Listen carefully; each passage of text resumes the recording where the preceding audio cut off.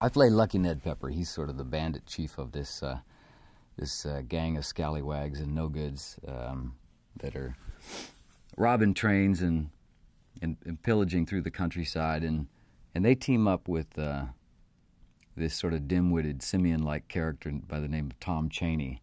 And they've just robbed this train, the Katy Flyer. And they're up in the Winding Stair Mountains above the Choctaw Nation in their hideout in the mountains when Rooster Cogburn comes after them. And he's crossed paths with Rooster before. I think in the year previous, Rooster and him got into some dust-up, and Rooster shot him in the face. And so Ned has this busted up teeth and a broken jaw, and his lips are all cut up, and so he's an interesting looking character.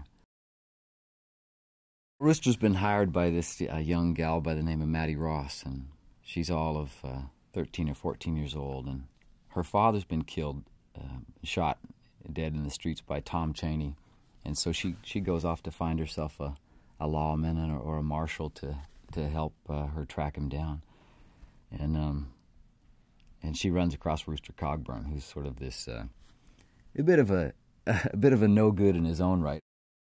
Jeff, just in general, is just an amazing actor to work with. He has so much joy and love of the art form of filmmaking, which he told me he learned from his father, watching him on film sets as a young boy, and just the enthusiasm and the joy that he brings it's infectious. It just spreads across the cast and crew, and he has this sort of water off a duck's back kind of personality, just this great big warm smile and voice, and you just can't help but, you know, be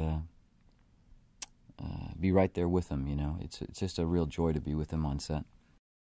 She's so bold, and she doesn't varnish her opinions in front of him, and she has so much courage and true grit that I think he really, unbeknownst to her, he really admires her and respects her. I think certainly Maddie displays the ultimate and truest grit in the film. I mean, she's sort of the catalyst that brings the group together and throughout the entire journey and holds them together ultimately. Certainly LaBeef and Rooster in their own right show their own true grit in the final analysis, but I think Maddie is certainly the one with the most grit in this film. True grit is defined in one's character and their determination to get the job done and see something through no matter how difficult. And I think that's why the job does get done, is because Maddie keeps them all together.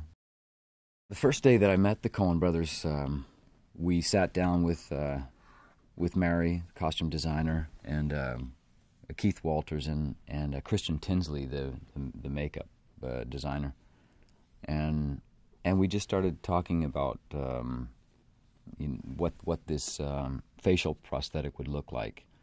First and foremost, we were trying to figure out how we would disfigure Ned's lip, and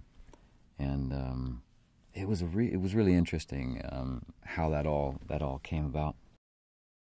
Matt's the kind of actor that you hope to work with on every film. He just he's also a joy to be around. He's always got a great impression or a story to tell and a smile on his face, but all day long he's absolutely zeroed in to the work.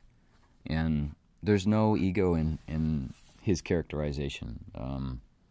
He'll go to whatever ends it takes to commit to his character and create a character that's really interesting and something that you might not have thought of yourself. So it's a real privilege to work with guys like that.